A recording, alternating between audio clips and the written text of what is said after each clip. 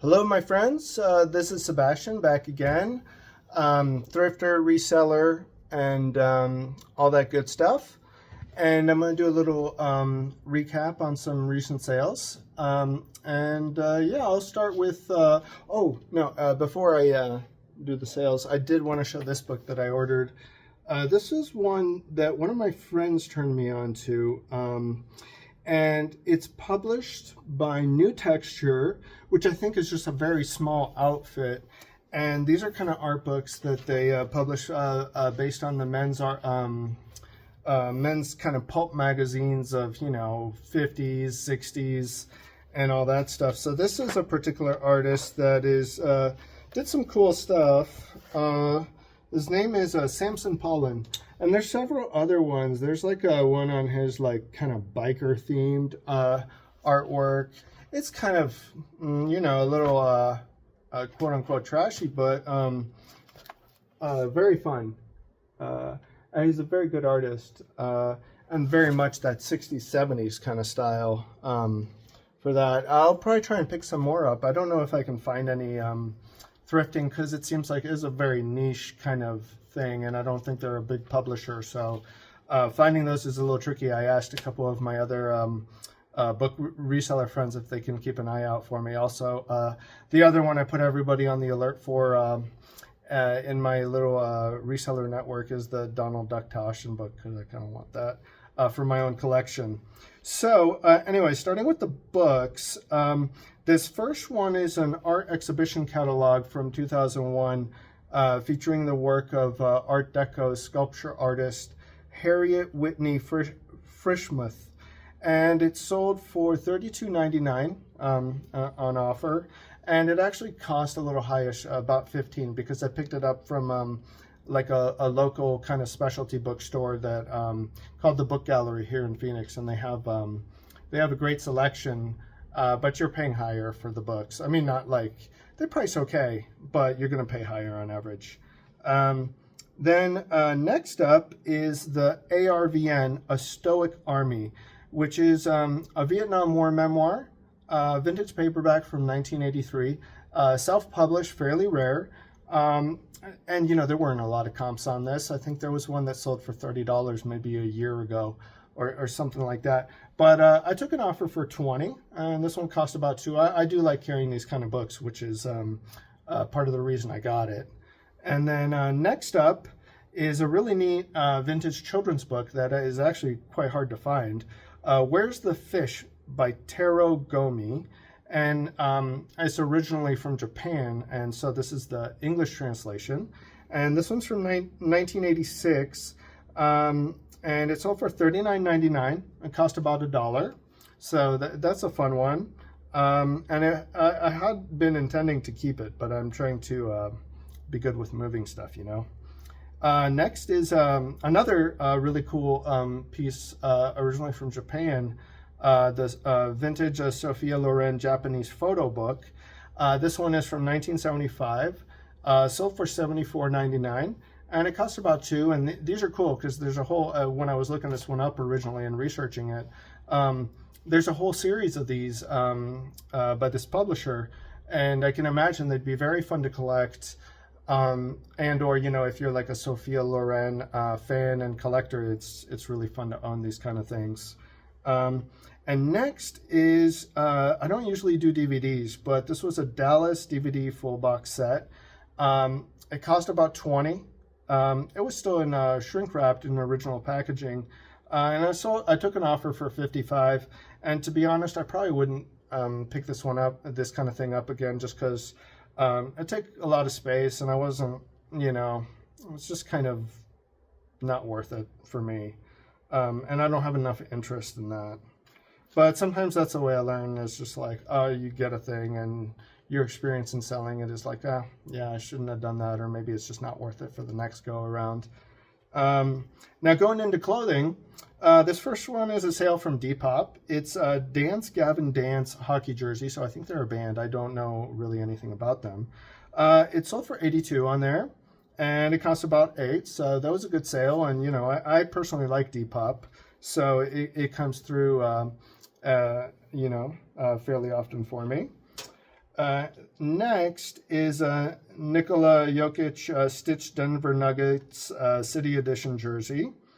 And that was size 50, which I can't remember what that corresponds to. I think probably large.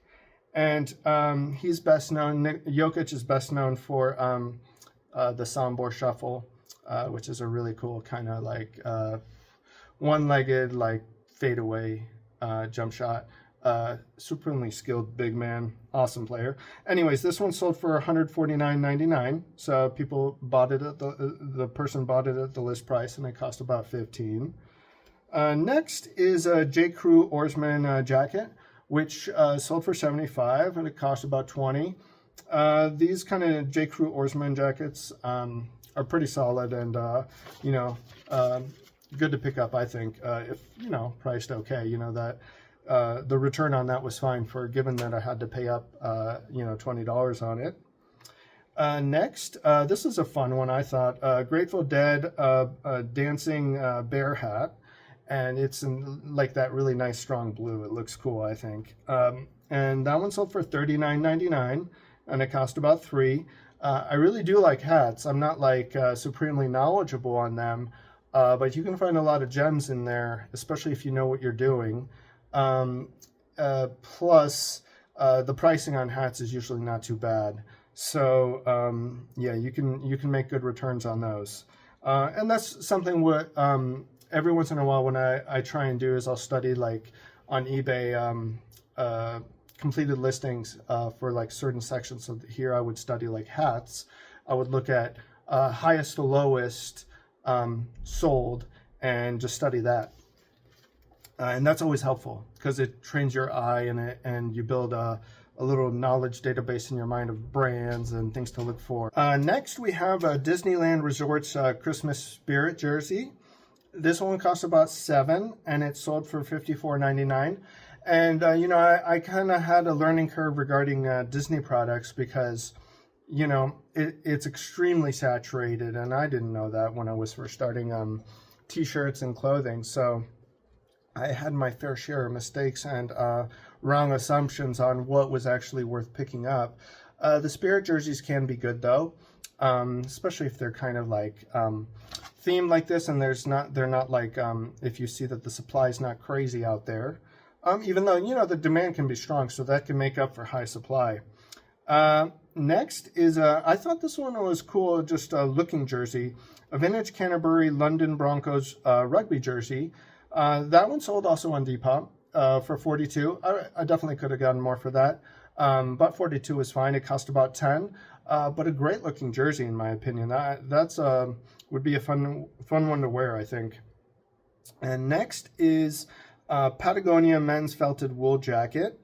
It cost about $20, and it sold for $92. Patagonia I like a lot because it tends to move quickly. It's fairly well made. And yeah, the demand is good on a lot of Patagonia. Next is a Hugo Boss Goose Down puffer jacket. So this one was one I picked up very recently, and I did the show and tell video showing it, where I was like, this was the most expensive piece I picked up because it cost $32.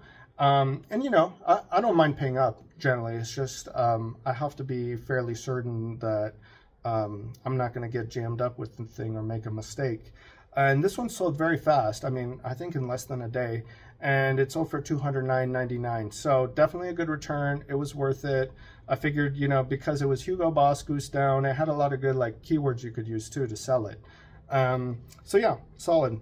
Next was a distressed Louis Vuitton monogram flowers t-shirt, size 2XL.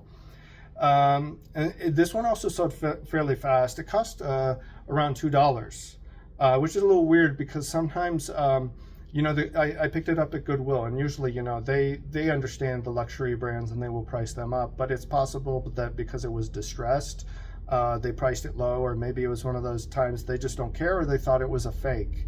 But I double checked because I have also learned, you got to look for the inside tag, where it's made, the quality of the material, and all that. And it sold for $80. So that's good. You know, I mean, the Louis Vuitton, I mean, can sell very high, much higher than that, obviously. But for distressed, take 80 and be happy, is what I say. Next is what I would call a very rare shoe win for me, which is the Nike Waffle 1 SE Midnight men's size 14 navy coconut sneakers. And that's kind of the general description on it. So for $104.99, and it costs $15. So that was good, you know, but the shoes are definitely a tougher one for me. And I've been learning that I got to be real choosy and more careful in what I pick up. And also my expectations on the sell-through rates for shoes, which I don't know well. Next, this one was something I picked up purely on style, and the material felt nice, was the Rails flower sweater, which was a woman's extra small. And that one cost about $6, and it sold for $30, so that's good. You know, another one I could definitely have sold higher, but, you know, sometimes you just got to move stuff and try and give people deals. That's my approach, at least, or philosophy. Next is art and objects. So sold a Ree Munoz set of 2 small prints. They were framed, and they cost about $8, and they sold for $80. And Ree Munoz, I just love Ree Munoz. I love her work. She's an artist that moved to Alaska and just fell in love with the local culture. And, you know, she would illustrate and paint their folklore and mythology. And she did it in such a wonderful style. And I think she was quite popular in her time. And she still collected, and the work holds up so nicely. I mean, I love being around it personally. Next was I thought this was a cool religious piece, La Sagrada Familia, you know, featuring the Virgin Mary and Jesus. It's from Mexico. It was signed and dated 2005. This one sold for $105. Someone sent an offer. It sold very quickly. It cost me about $5. I was just drawn to the style, and I like interesting religious themed work, especially if there's a folk art quality to it. Adds just cool interest to me. Next, this one was one that I took a flyer on because it was cheap. It was $5. Vintage. You could tell from the back of the canvas, it had a lot of, you know, the canvas ages a certain way, and so you can kind of tell when it's older generally. And it was a piece from, initially I just thought the Caribbean, but I didn't know exactly where. But I researched, there was a sticker on the back, you know, about who had painted it and stuff, and it had the address, and it was Jamaica. So it was a kind of a work scene from Jamaica done in 1942. So I thought this is a cool piece, historical. It had historical and cultural aspects that were interesting. So paid $5, sold for $150. I definitely thought somebody would be interested in it, whether it's kind of a museum or collector. So that was a nice one, and it's nice when sometimes the pieces that you take flyers on end up working out. Next, these next two are Facebook Marketplace sales. These were a pair of bronze sleeping lion bookends, Hollywood Regency style. I saw that some people listed these as actual Hollywood Regency, and like saying they were from, say, the 30s or 40s. But looking at the wood and just the aging, it looks more 70s or a little more modern. So I tried to be careful in how I described it, because I didn't want to sell these or advertise these as being from truly 30s or 40s when I didn't think that was correct. These sold for $100, and they went to a very nice lady from Chicago who had just moved here to Phoenix. So anyways, that's just random facts that you don't need. Next is one of my favorite artists, Patrick Nagel, part of that Art Deco revival of the 80s. It's a woman and horse art print, smallish, and that one sold for $50. On Marketplace, cost about $6. Oh, and the lion bookends, I forgot to say, those cost about $16. So, but yeah, the Nagel print went to a very nice tattoo artist. So I always love seeing who ends up getting stuff, especially stuff that I think is interesting. So yeah, that's some of the recent sales. If you have any comments, questions, corrections as well, please feel free. I'm trying to think which one was my favorite. You know, I really did like the Where's the Fish children's book by Taro Gomi. Those are just really fun to collect, and I love that style. It's kind of just, it's simple and clean, you know. And otherwise, you know, I did like the Grateful Dead hat as well. I thought that was a fun one. So yeah, I'll do a show and tell video pretty soon, and I hope you guys have a good one. I appreciate you watching, and yeah, keep having fun and take care. Bye bye.